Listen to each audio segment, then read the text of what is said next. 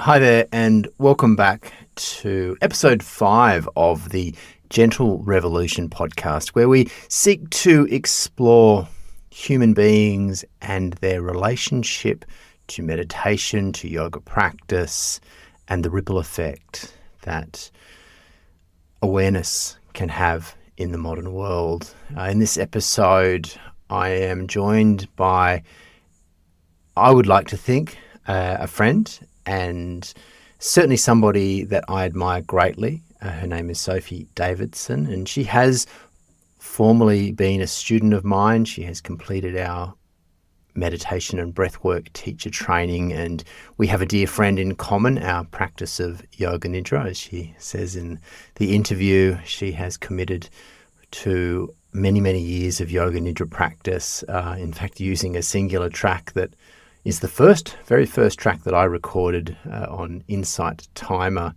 and it's still there. It's recorded in the Bamboo Yoga Studio on a very dodgy old sort of iPhone headset, and she has recorded and sort of listened to that track.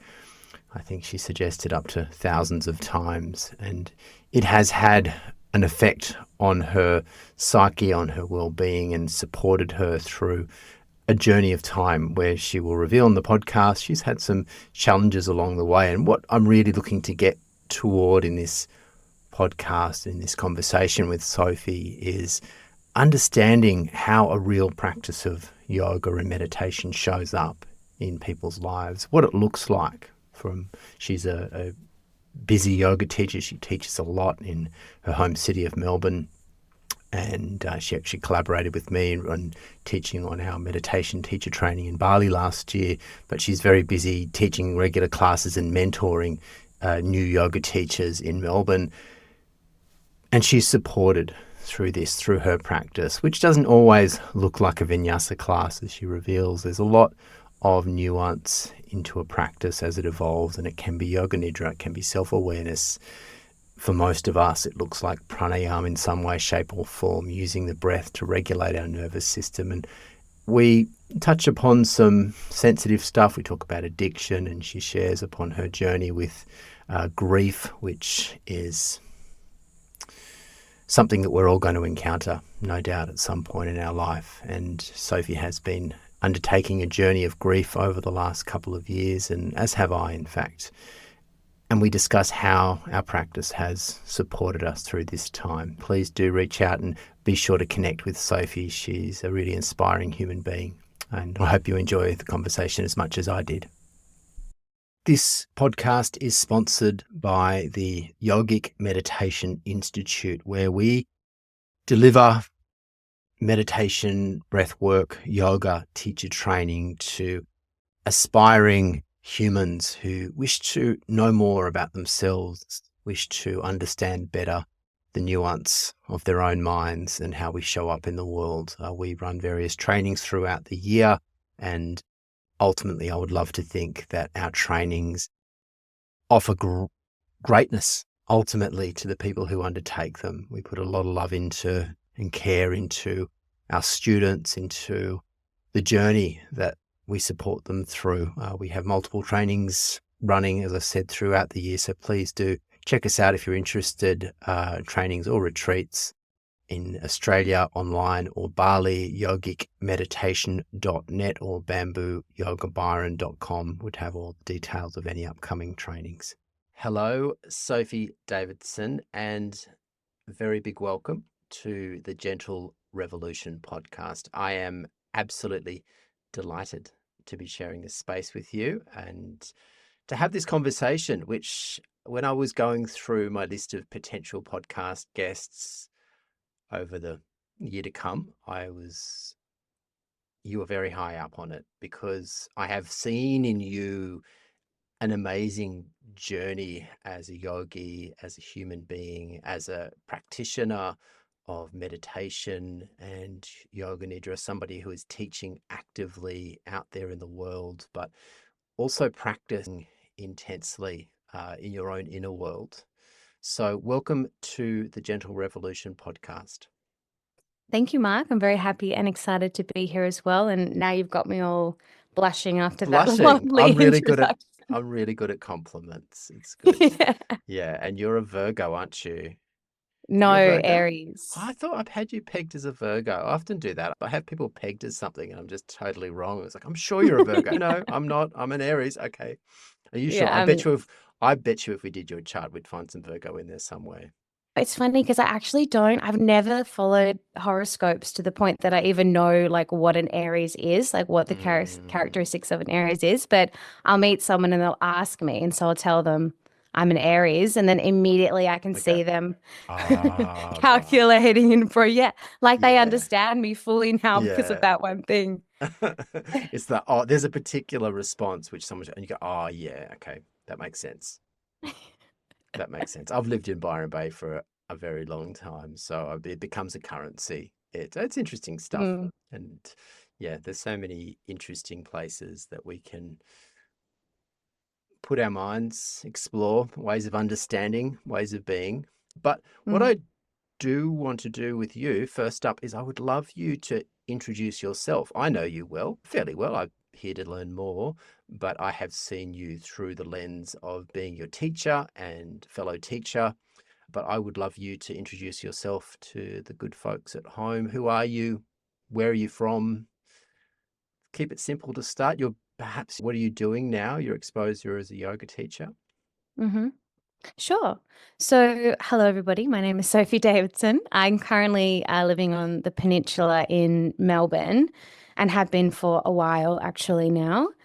Practicing yoga for a long time, like over a decade easily. I reckon maybe 15, 16 years, but only teaching for a handful, teaching for about 4 or 5. I feel like it's been so much longer than that, but it hasn't. It's only been a short journey so far. Who am I? Who am I? It's such a hard question to ask. I'm Love. a lot of things. Yeah, I'm a Mm. lot of things. I'm What a do you lover. do? Yeah, we do. I You love? teach yoga. I teach yoga. Mm. I love practicing yoga. I love yoga, and a lot of my life is taken up with practice and study, right? Of Mm. and teaching of this one thing. But I also love nature. I love travel. I love my husband, thankfully. I love animals. I love Netflix, hand to heart. I'm sorry, but I do. And yeah, I love also exploring and talking about humans and psychology. I haven't done any study, but I think as a yogi and a yoga teacher, and you go deep into the philosophy and really start to think about our conditioning and our brains and how they work and how we essentially experience life, it's hard not to, yeah, in a way, fall in love with that science to some Mm. extent. Yeah, it very much, it's a companion study to what we study in yoga. So, which is, look, psychology, neuroscience has been around for a long time, but Mm, we're just learning so much more, aren't we? And the current state of the art is people are really eloquently presenting the possibilities of what we can do to biohack, control our minds, control our well-being, evolve our well-being through the use of technique and practice rather than just popping pills, and that you have a journey of understanding wellness and a deep desire to connect with well-being. And how could you not be interested? And what a mm, lot of it does is just help us to refine our practice, right? Teaches us how we can use the techniques that we're already using, but perhaps use them with a little bit more insight and a little bit more capacity.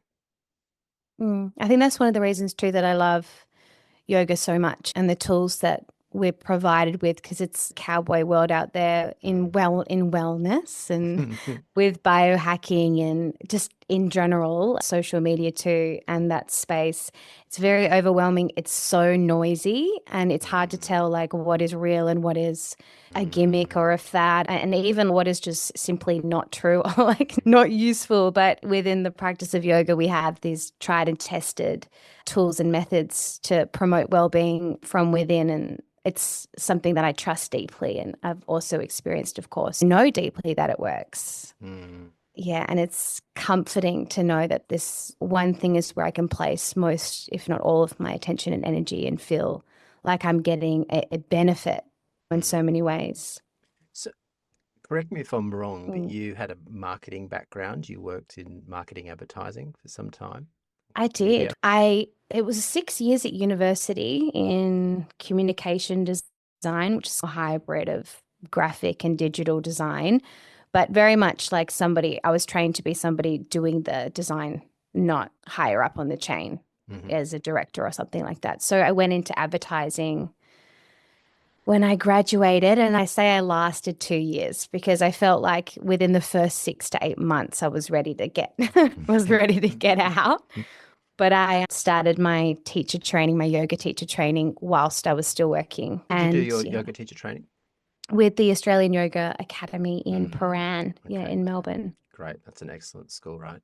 It was, and Mm, they offer the 350-hour training that went over the year. So mm, it was I think the word immersive kind of gets used weirdly these days, but it felt mm, like immersive, right? Because it was a whole year of my life that I dedicated mm, to learning and embodying all of these skills and all the knowledge. So I felt truly ready at the end. And I Mm. think you were still doing that course when you came and studied with us. Is that correct?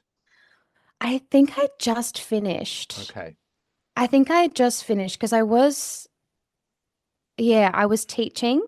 Mm, And I think just really organically, I had started to place a lot of my attention and focus for my own practice my own personal practice in the more subtle, the mm, less asana and more meditation, more pranayama. So I had a calling to go and do a bit more of a deep dive into those elements of the practice. okay. Look, that's for me been a very similar experience. I think for a lot of people too, taking immediately a dive Mm. into asana and functional asana and all the possibilities that are available through the practice of vinyasa, hatha yoga, yin, being such a comprehensive and powerful modality, but there's that calling for more that many of us experience. Not everybody. I've seen a lot of people just really happy just to keep it there for forever, basically. But for some, and you definitely have that question, and we want to go deeper. We want to know the more subtle experience of prana and understanding the mind. We begin to connect with that and go, oh, there's possibility here through these practices. So we dive a little bit deeper still. I remember when I first met you, you just had that. I think it was really one of our first trainings. It was post COVID, in maybe it was the first training that we ever Oh, put on. Just it was just after COVID had finished, right? now I'm confused. I'm like, was it just before or was it just It was just after? after, because I didn't start running that meditation teacher training until I wrote it during COVID. I remember I was going to run it in the first year of COVID, and yeah, it was like, oh, geez, I don't know if we're going to be on or off. And so I just stepped back from it all. But then Mm, we had that year where again, it was on and off, but it looked like we were getting through it, and we scheduled it. And that was the first one. And it was, yeah, it was a lot of people came out. We had a lot of people traveling. It was because we did it all in person. That first intensive, we did all in person in Byron Bay. Bamboo yoga. mm. Yeah. I It was a loved it. fun I time. still remember it. Yeah, it was a lovely time. Just a lot of beautiful people all gathering together to talk about something that we all love. Yeah. Yeah, it's a really nice. It was a really special week. I definitely, always recommend that training to Mm. anyone that comes through asking me for advice on it. And we had the wonderful opportunity to co-facilitate to this, no, it was last year, wasn't it? 2024 in Bali, which was Mm, a really wonderful experience up in the mountains of Bali. yeah, And no doubt we will be doing something else in the not too distant future. I hope Uh, so.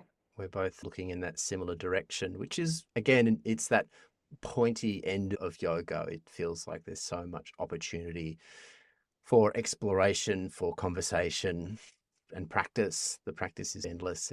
There's so much there available to us. But I want to circle back to something we were talking about Hmm. before, relating back to your sort of communication marketing days and how you came to yoga, was this idea of truth. What's the truth? And it's something that's popped up for me, and it's been there for a long period of time. And I'm a fairly prolific user of social media in general. I have a background like you do in communications. I did a communications degree and worked in the media for many years in various capacities. As a journalist was a big part of that, but also in advertising.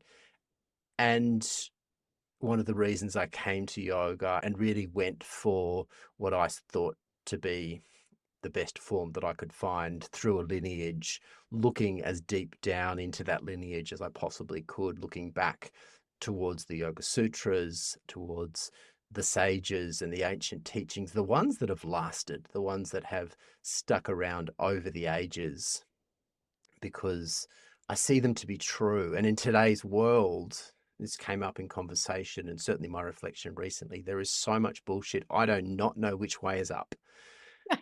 I really don't. I'm so lost and confused with. Well, I was talking to a friend I was surfing this morning who we were talking about the advent of the carnivore diet, and he's a bit of a social commentator and a journalist. And it's gone from being like hippies used to Mm. be vegan, follow supporting the greens, and it was a fairly consistent theme of wanting to look after the planet, look after animals. And now that has flipped. A lot of the alternative thinkers are actually eating pure meat eating diets. They're supporting Donald Trump, and it's just the most bizarre. And against think climate change is a hoax. And there's this kind of bizarre flip of the switch of like, people don't know which way to think. And I'm just standing here going, yeah, I know what I believe in. I'm not here to talk to you about that. I'm actually said to my friend today after he wanted to Yeah. keep talking, I said, "Oh, I've had enough. Actually, let's just talk about other things. Like actually, Yeah. it's cooking my brain." And thankfully for you and I, we have this space that we can be apolitical, and we can do a practice together, return to our breath, return to the quietude beyond thought, and we can share the truth. Mm. So what is your version of the truth? What does it look like? I don't even know, Mark, if I can answer that question. That is such a loaded question. No, I I'm not think asking you what your version of the truth is around politics or social. no, I Let's know stick that. away from that. Yeah. But then can you give me a little more context for the question? Because my brain needs more, I need more Okay. direction. Okay, let me frame it a little bit better for you. What do Yeah. you do to connect with your truth? I practice one.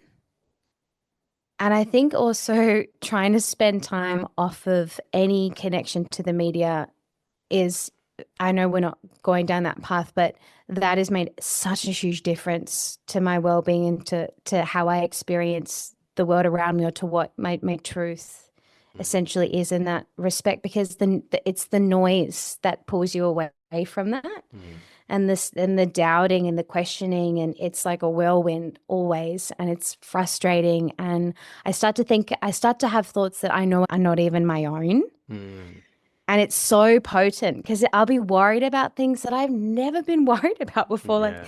things that are totally irrelevant to me. Or the thing that always gets me feeling really down is I'll start to worry about things like what I look like or what my clothes look like, Mm, and things that are just lowering my energy to into the earth and below. mm, So space from the media is one of my number one tools, honestly, for staying close to what my truth is. mm, I think as well, just spending time with yourself. It's so easy to pop on a mask and to walk around trying to be this variation of whatever we think the world wants to see from us. Or even as a yoga teacher, I think you can get caught up in that. Like, what is a yoga teacher? What is the mm, aesthetic of a yoga teacher? What kinds of things is a yoga teacher doing? And feeling almost like a pull or a need to conform even in that mm, way. And all that does, I really believe that all that does is just pull you further and further away from your ability to be authentic and your mm, ability to be like sincere. Is anyone sincere anymore? Like, mm. does anyone have integrity? I don't know. Sometimes it feels like, yeah, I could question everything. I think that a lot of people have integrity. I was going to say everybody. I think everybody has some. Mm, And there's a lot of people with a lot of integrity. I mm, don't think that social media brings us out of our integrity, brings us into mhm, our integrity. If you mhm, look at, look at dating apps as being an area, particularly Tinder and the lower end of the pond, that it just brings out the worst in people. The whole thing of mm. ghosting, like that didn't exist. The idea of making it having a conversation or making a date to meet somebody and then just Yeah. disappearing, it didn't exist. Now Yeah. it's a big thing.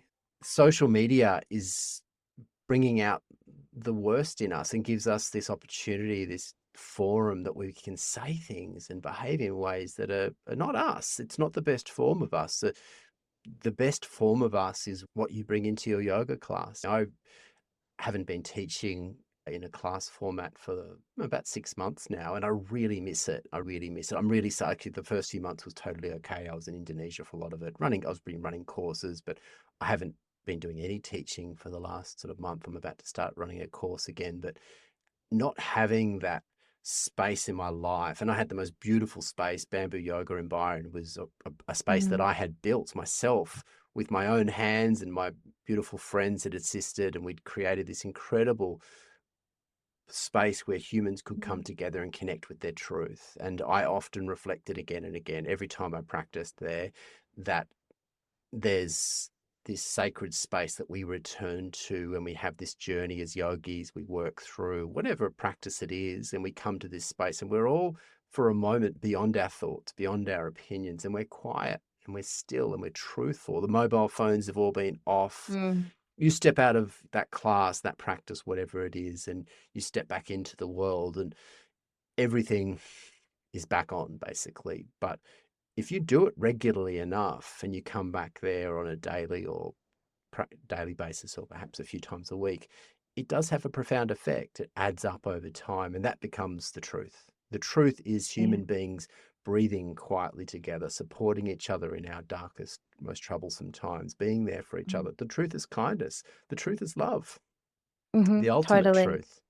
And I feel was sounding a little bit pessimistic a moment ago, questioning whether anyone is sincere anymore or has integrity anymore. But of course, I know I love human beings and we are capable of so much love and we're Mm, capable of creating the most amazing communities. And I think community is everything. yeah, Like yeah. connection is everything. And we've moved so far away from that. I think, though, I'd like to think that there is a bit of a movement back to that. It does feel like there are some shifting tides out there within all the chaos. Mm, Definitely, I feel like the connections that I'm making really strong at the moment. That might just be the space, the mental space that I'm in. mm, But anything that I guess allows you to feel comfortable accepting all parts of yourself and creating enough space for all parts of yourself to exist within you whilst moving forward in the world. I think that's a lovely way to always stay close to the mm. truth,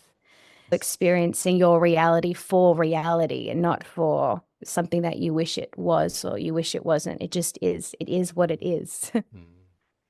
Yeah, look, the evidence that Mm. I have for people with integrity is you Oh, have integrity in every single.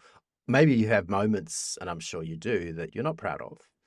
oh But yeah. in my exposure with you, when you show up for me, and you have many times as a student and as a co-facilitator and as a friend, to be there and actually just when I see you, I see a person with deep resonant integrity, and it makes me one of the reasons I really wanted to talk to you on this podcast, because I can see how that resonates out into the world, and I can see how the power that has. And I'm stoked with the fact that you're a yoga teacher, that you're actually out Mm, there teaching in the world. I think the world needs its yogis more than ever in that mm, maelstrom of uncertainty that we've described. mm, The truth, as I understand it, it's the truth isn't yoga. The truth can be accessed through your practice. And again, we return to that space again and again. And in you, I see somebody who has done a lot of practice and is continually inspired by the practice. Again, that's why mm.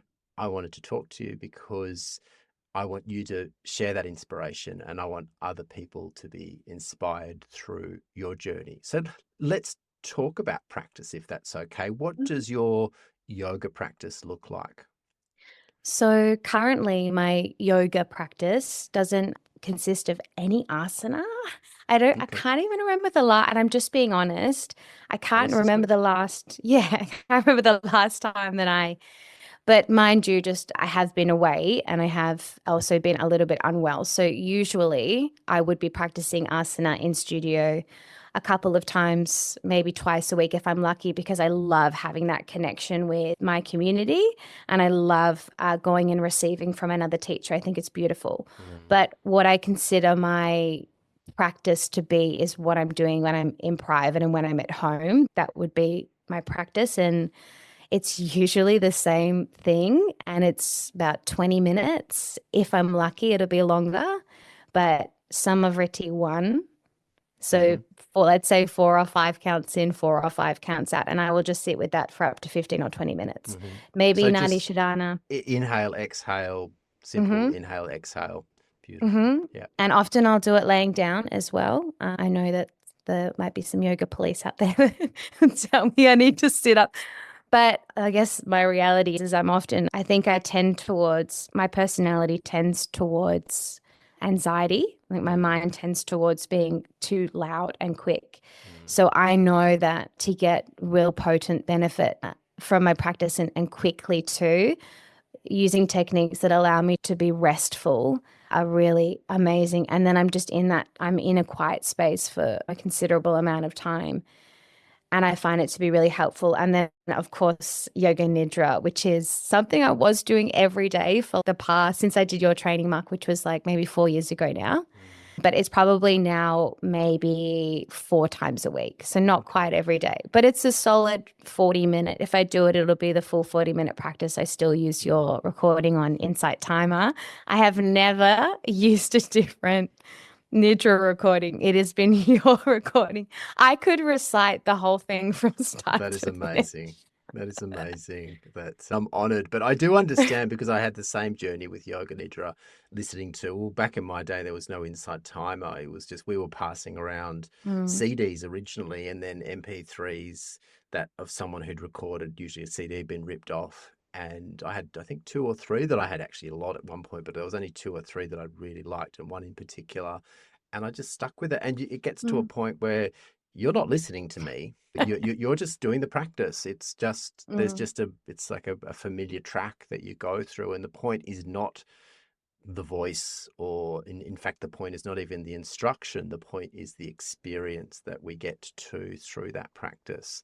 Yeah, look, again, Yoga Nidra, our dear friend Yoga Nidra, that has supported us through so many times in life. Mm. It's the one I go back to again and again. I still love asana. Like you're teaching vinyasa and A lot other of a lot. So vinyasa. you need to be really tuned in for that to actually create. And I know firsthand that you're an amazing vinyasa teacher, really creative and dynamic. And bringing that together with your awareness of pranayama and meditation makes it an incredibly potent experience and practice. But yoga as a practice, it evolves beyond that, right? For most of us, the lucky ones, perhaps, that it evolves Mm. into this experience with the breath that we can access. And I love that you're just sticking with the Samavriti of it's the simple stuff. If you do enough of it, you're inevitably circling back to the stuff that is so simple.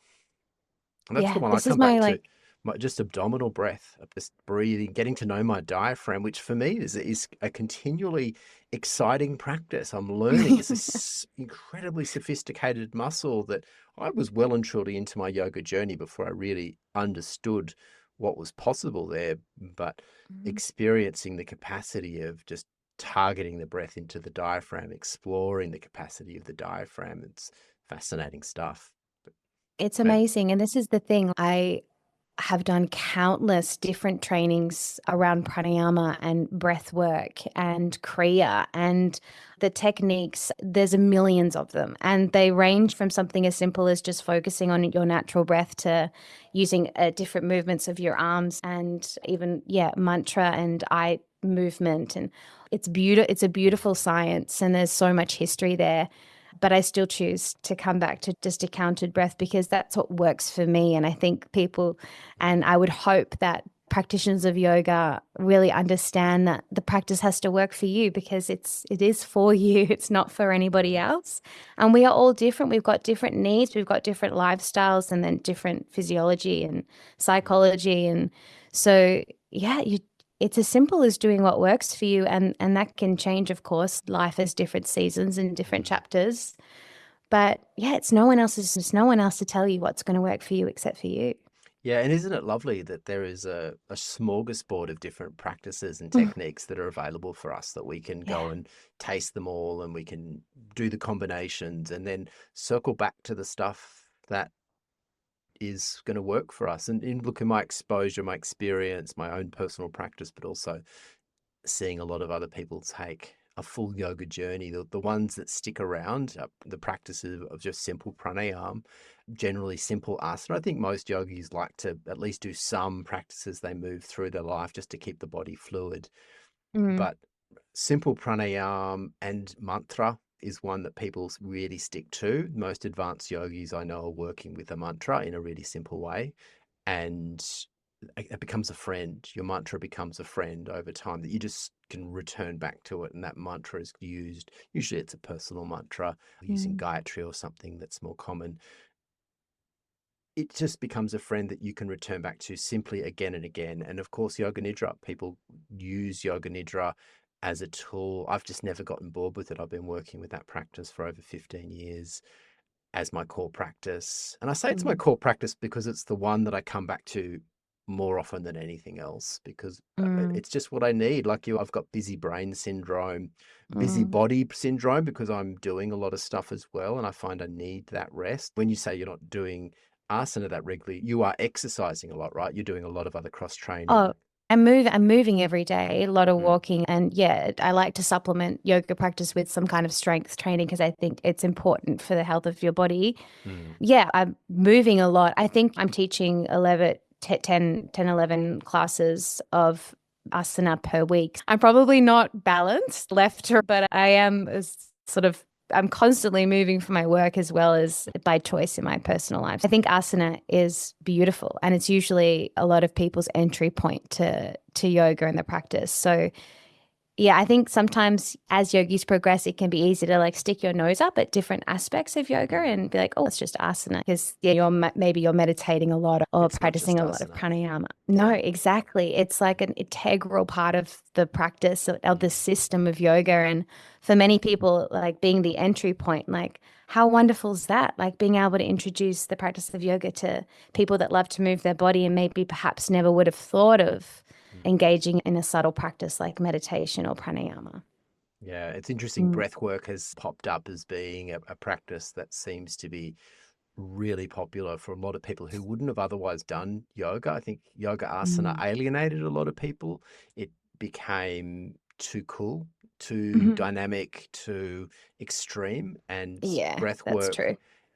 is really accessible for most people. Certainly, the breath work that we've just talking about, Samavriti and just simple Yeah. belly breathing, that's accessible for everybody. Everyone can do that. Probably the more Yeah. edgy part of breath work, you look at Wim Hof breathing, etc., jumping into the ice bar. That's a little bit more edgy, but most people can do it and feel and have that incredible experience of pranayama. We're really looking to connect with energy and transcend the nervous system, that's Mm. available really quickly through dynamic breath work and perhaps jumping into an ice bath or not just, but a simple practice of Kapalbhati or Bastrika.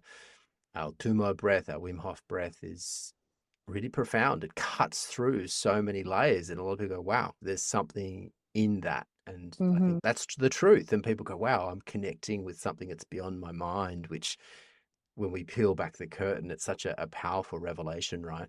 Yeah. And I think, yeah, I agree. It's amazing that's come into everybody's sphere over the past year or so. But I think it's such an interesting topic. And I don't know if, yeah, if I start talking about it, if I'll take us off track, but you can just divert the conversation if you think I'm going to go, I'm going to go Oh too no, far down. we love a dalliance. Go. But it's such an interesting one when I think about all these sort of more holotropic and repackaged Tumo as well in terms of what Wim Mm, Hof is and these hyperventilation style breaths.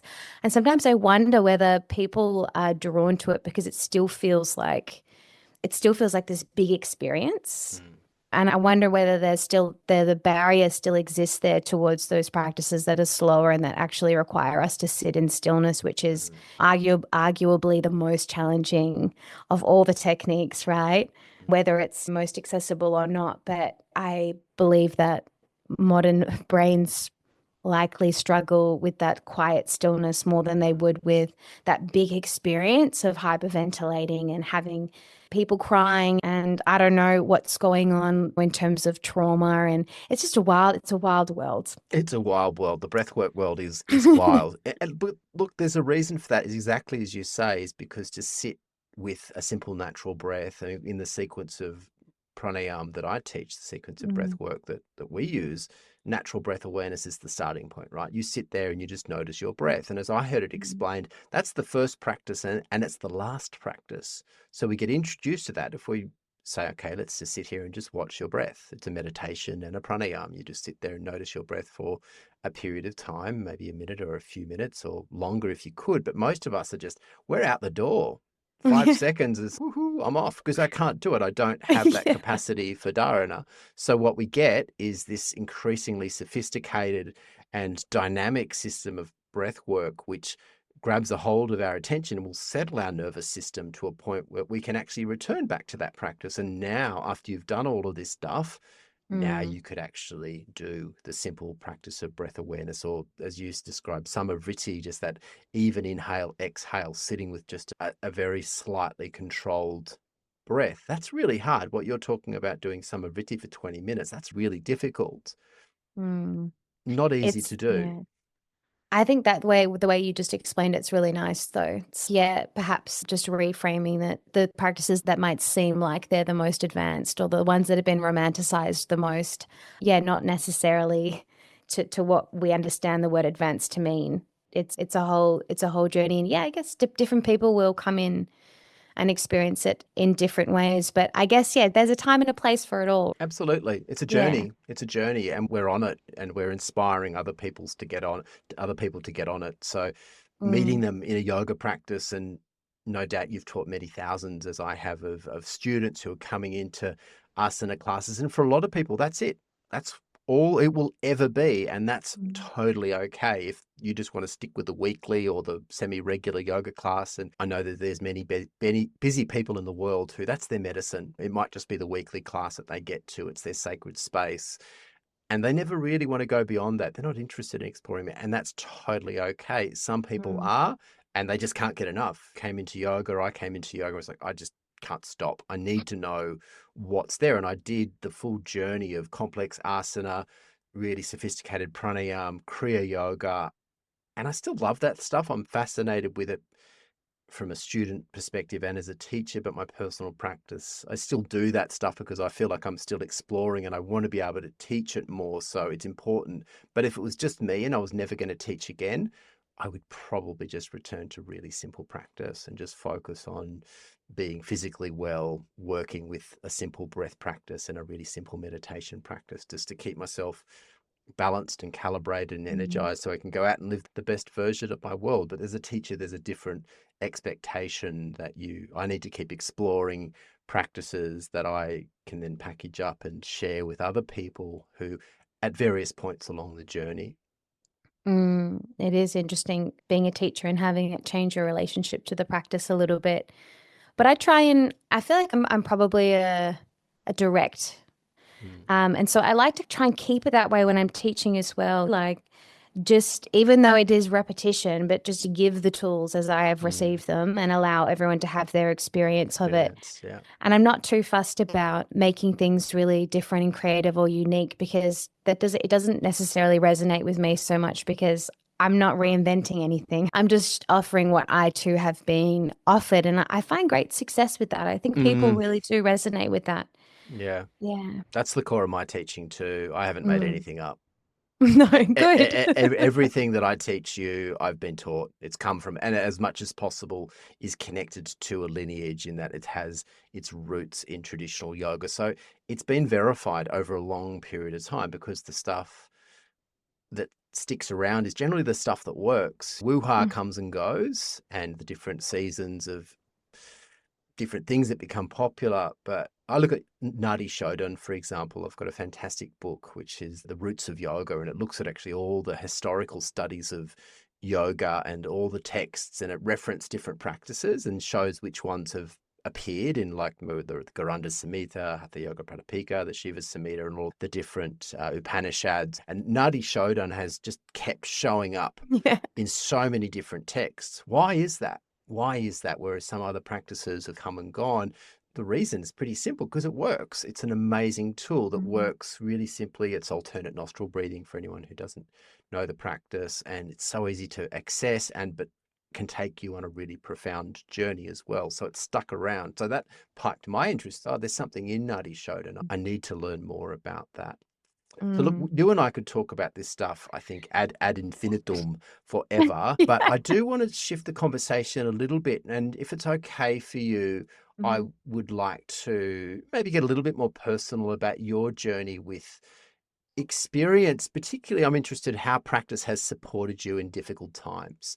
And the first area I would like to talk about is vritti, vasana, Mhm. addiction, Mhm. how your personality at perhaps times in your life has been addicted to things, and whether that's ideas, substances, whatever it is, and how yoga practice in various forms has helped you to transcend that. Have you been Mm. ever been addicted to anything?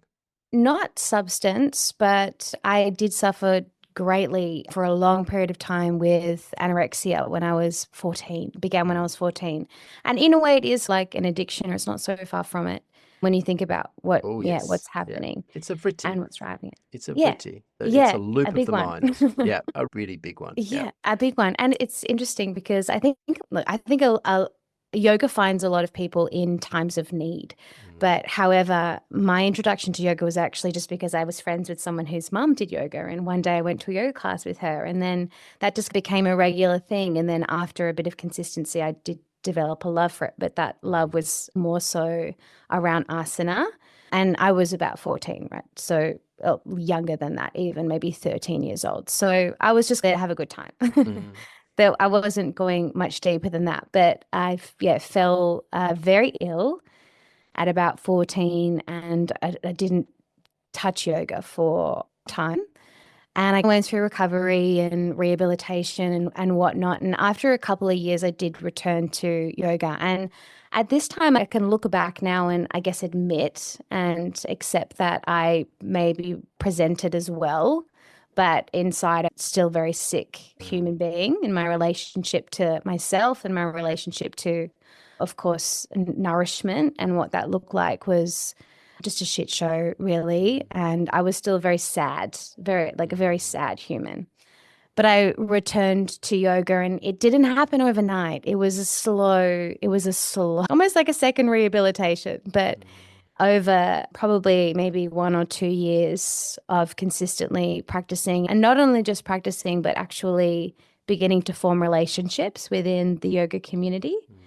That's when I started to see things shifting and changing on like a psychological level and an energetic level. So I was befriending yoga teachers and having, beautiful relationships and discussions with them. And they were off outside the classroom environment, almost educating me just Mm. through the friendship. Mm. And yeah, of course, things like reading books and yeah, things like that. It was slow. Mm. It wasn't a light bulb moment where I went to yoga and everything was better. It was just like a slow, Alas, yeah. yeah. It was a maturing in some ways. I guess you could use the word awakening, but again, I just want to emphasize that it was very slow. It was very slow. And as my relationship to yoga and to the practice and to the community built, all the other walls came down, and yeah, it's like a rebirth almost. Mm. Yeah, look, the most sustainable journeys of healing should be slow. And that's the best Mm, thing about yoga. It is slow. It's not a quick breakthrough. It's hard work, it's tenacity, it's showing up again and again, it's coming from you. People can show mm, you practices to do and techniques to use, but ultimately it's that grit, that it's the mm-hmm, evolution of your personality which will be the thing that drives you forward. mm. And when we I, have, I sorry, you keep going. Jump I in. I had a very potent experience when, and I will give a shout out to Dominique here because I'm going to talk about her in a moment. Dominique Salerno, who's a wonderful pranayama teacher. She was teaching just a pranayama class at the Australian Yoga Academy. And look, this is when I was quite far into my yoga journey, but I had just begun my teaching journey. So I just begun my teacher training. And whilst again, I would say that I had come leaps and bounds from my illness, I still had a lot of, I almost want to say like the normal amount of turmoil, because it's such a common thing, right? That people have all this stuff that they're always dealing with and in their body and in their mind. And I was well and I was living my life, but I still just had such a deep sadness, and it would come and go, come and go. And I started attending the pranayama class, and it was just like 45 minutes. I think it was like 6 a.m. in the morning every week, just once a week. And I started doing that, and I had this just the most potent experience. I remember leaving one of the sessions and just feeling like a different person.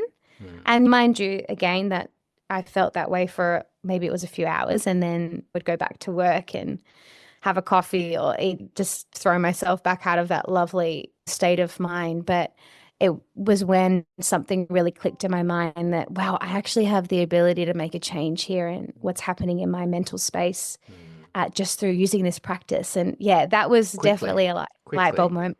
Yeah. That's And the if thing with pranayama, it's like quick. yeah, Oh, wow. Yeah. it is. And then that just reiterates the fact that, yeah, consistency is key with this practice. But I almost feel like for the first time ever, I realized that I had a choice in how I felt and how I experienced the world. And yeah, wow, that moment is like forever burnt into my brain. It's such a gift.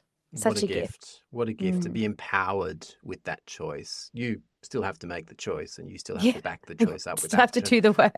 But to have the choice, which for a long time, the choice has always been there. We just didn't know it was a choice. And most of us have grown up in environments and ways that we're just not exposed to it. And there are a lot of kids these days who are exposed to these practices from the get-go, and knowing that's a choice from such a young age, it's a profound way to live, because it's always been a choice. If you're breathing, you have a mind, you have the capacity to control your breath. And through that control of the breath, you can regulate your nervous system. And yoga asana, you mentioned before, as part of your practice, gives us this capacity for proprioception, being able to experience our body as it is and feel good in our body, which was like, wow. When I first came into yoga asana, I'd done a lot of sport, but I'd always felt a little bit dysfunctional in my body for various reasons. But yoga asana made me just love my body. I love the way it looked. I love the way it felt. I love the way it set me up to do other sports. All of a sudden I was surfing better. I was playing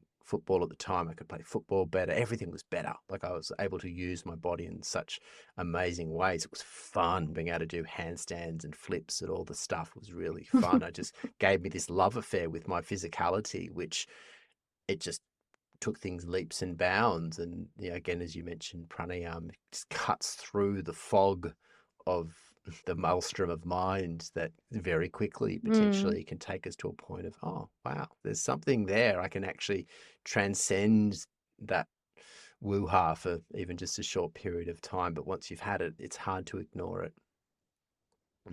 What a wonderful journey it is. Indeed.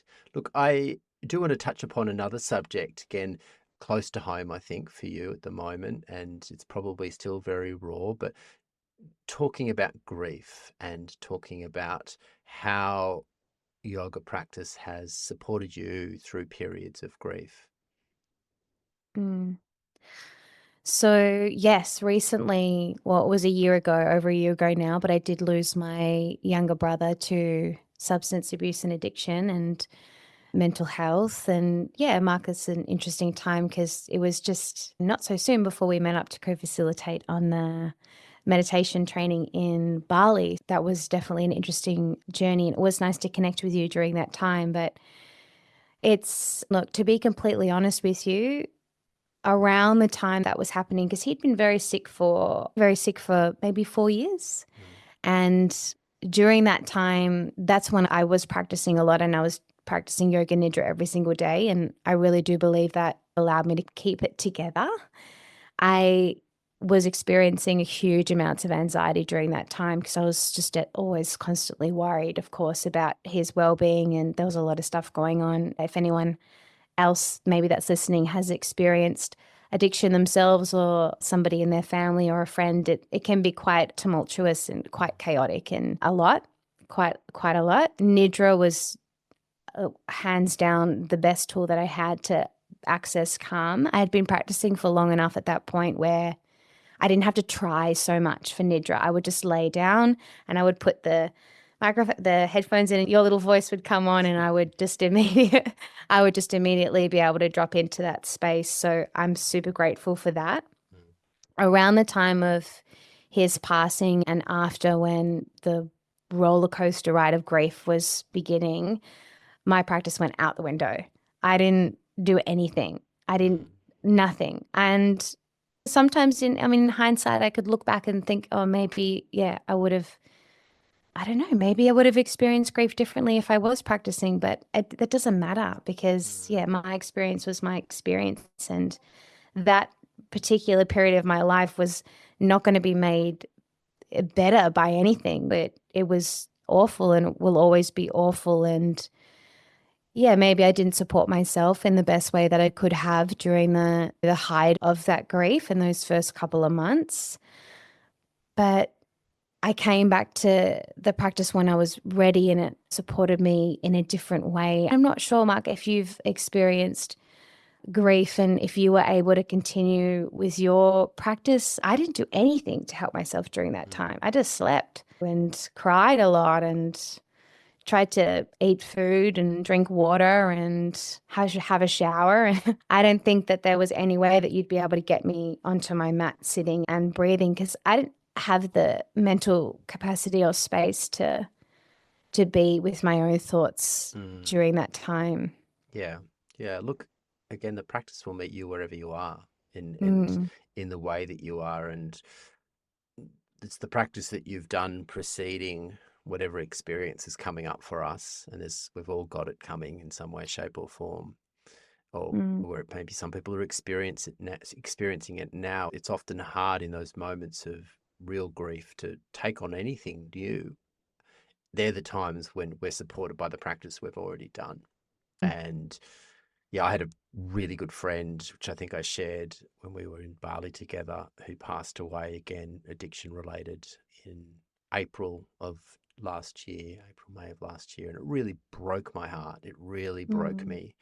And I've lost quite a few friends tragically along the way. But this one, my friend Nick, he didn't make it, but he was my brother. We were co-conspirators. We were sharing the journey together, I thought, and then he was gone. So I looked to my right where he used to be, and he's no longer there. And there was a big hole that left in my dreams and in my current reality. It was someone I used to call and talk to regularly, and he just wasn't there anymore. And it really broke me. I was just so devastated, and I just had to let that wash over me and sit with the sadness. That's been the big thing that still there for that period of time.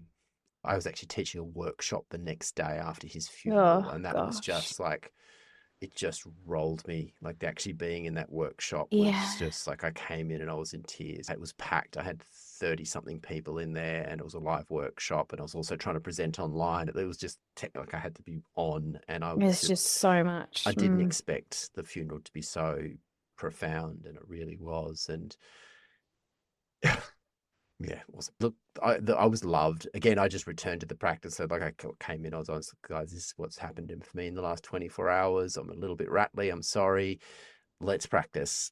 And we journeyed together with our breath, and it was a pranayama workshop actually. And it was just the best place for me to be. It was a really safe and loving and true place for me to be. And just riding with that grief over the last year has been sitting with the sadness. That's where meditation allows me this capacity to really feel it. How do you sit with that sadness now? I wanted to say before I go into your question that I love just, sitting with the sadness. I love that. And I think people need to hear that, because with these practices like yoga and other wellness trends and whatnot, I think the message gets a bit unclear. It's like the message is that we want to be happy and content and at peace all the time. And that's just crazy. It's not possible. Like life is forever changing and we have so little control over so many things. And grief is an inevitable experience. Some people may walk through this life without experiencing it. I'm not sure, but a lot of us will go through at least something that rattles us, right? That challenges us or that pulls us into a place of deep sadness. And that's okay. And if it's sad, let it be sad. That's what I would remind myself when I was when the big waves of grief started to slow. Now they come and go irregularly, but it's not constant anymore. It's on and off and on and off. And I just remind myself, this is sad. This is a tragic thing that's happened, and the loss will always be felt, and that sadness will always be there to some extent. But it's sad, so it's okay to be sad. And there's no reason why I should try and force it to be different than what it is. You don't need to be happy all the time, and I don't have to write that in any way. That can just exist within me for what it is, which For what is it is. heartbreak. Yeah. Yeah. And that's okay. And it doesn't mean that my life is going to be less than because I'm carrying that. It's just a part of me that will always be there. But I can move forward and enjoy my life with just as much joy as I could have if it didn't end up that way. Does that make sense? Yeah, absolutely. Yeah. And maybe more joy. I have a Yeah. saying that I go back to again and again, that life is for the living. And that Mm. means that if you're alive, then you've got to live. If Mm. someone's passed, that's life is not theirs anymore. But for Mm. you and me, we're here, we're breathing, we have choices. We still have that choice. And as one of my beautiful dear yoga teachers, Swami Satyadharma, who has passed, she would love to say that the practice of yoga is the practice of optimism. And how am I going to make this situation better? How can I Mm. take my grief, my pain, my suffering, and how can I use that wisdom that I have experienced, the wisdom that I've developed through the pain that I have felt? How can I use that to benefit others? How can I make Mm. this world a better place through my practice? And this is karma yoga. This is what we get to, trying to Mm. create positive karma through our actions and through our thoughts and our deeds as we move forward into the world. And feel the Mm. feelings, sit with the grief, sit with the sadness, experience the joy. And one of the great revelations is that actually you can have the most intense sadness and anger, whatever the feeling, and that can actually then move into joy really Mm. quickly. You can have one Mm. feeling and you can have an experience of incredible joy, and then there's a moment of, oh wow, I'm really sad right now. And we don't Mm. have to get locked into those feelings and those emotions. They pass, and that there is perhaps something that exists even beyond the depths of those feelings. And again, connecting back to the quiet place, connecting back to the truth Mm. again and again, which is our practice, or we get there through our practice, which it's a good friend in the scheme of time, right? Yeah, gosh. It's nice to have something that you can turn to, though. I will say that about the tools Mm, within yoga. Yeah, if I'm going through a really anxious time or I'm super, super stressed, my go-to won't be to immediately sit down and work with my breath, but I know that it's there and I will go there when I feel like I have some space for it. mm, And it's a real comfort because if you don't have any tools in place or any systems in place, if you don't know how to support yourself, then that's really isolating. And I do believe that we're not really educated in that way. mm. I wasn't when I was a young lady. I wasn't offered any self-regulating tools. I don't even know if I ever learned about the nervous system. Most of us don't. Most of us don't. Yeah. But I do think that I'd see that changing. I see a lot of schools Mm. now, and as the science evolves, we spoke about that beginning of the podcast, that it it's harder to ignore for teachers of students. I get a lot of teachers doing courses with me and Mm. psychologists now. Anyone who's a psychologist who is not engaging with breath work and meditation as functional tools within their practice, I'm like, well, what are you doing? I've had a lot of psychologists more and more doing trainings with us, and it's so inspiring to see that this is the way now that people are learning to heal. And the younger that we get that message, I'd love to see pranayam taught, simple breath work taught in kindergarten, primary school, where we're at Mm. that point of just learning samavriti or learning to simple pranayam, the alternate nostril breathing, as ways that tools that we can access when we're feeling the feelings, whatever they might be, helping Mm. us to bring balance. Look, I am going to want to bring things to a close fairly soon. Hmm. You and I could keep talking for forever, and I'm sure we will talk again. But I do want to have one final question from you, and that's Mm. where are you looking forward to at this point? We spoke about optimism, and you said before, after dealing with what's been a very challenging year in the past year, although it sounds like you've had sort of a lot of wonderful times too. What are you looking forward to in the year ahead? So the year ahead, I'm actually really looking forward to feeling grounded. I've been moving around a lot over the past Mm, couple of years, just renting in different parts of Melbourne. And then we spent some time overseas. And then we were living with my dad for a little bit. And we're finally in a place and we've got a long-term lease on our place. And to be settled and to have my feet on the ground and to be mm, working with routine, that is what I'm most excited for. I'm really craving that. I'm really mm, craving that. And then in terms of yoga, from a yoga perspective, working with more and more teachers and helping them to find their feet as a yoga teacher. That's where my focus has been the last year or so as a teacher. And yeah, I find it deeply rewarding to be of service in that way. And mm. definitely seeking, now that I'm settled and grounded, to have the space to be able to put a little bit more into that. Yeah, and keep moving forward with that. So good. And because Mm. you're mentoring yoga teachers to give them inspiration and tools Yeah, to evolve their practice yeah. and teaching. Yeah, fantastic. Essentially, yeah, I think there's probably not quite enough support out there for newer yoga teachers Mm, unless they're going and doing trainings and trainings and trainings, which tends to be like a little bit of a theme. mm.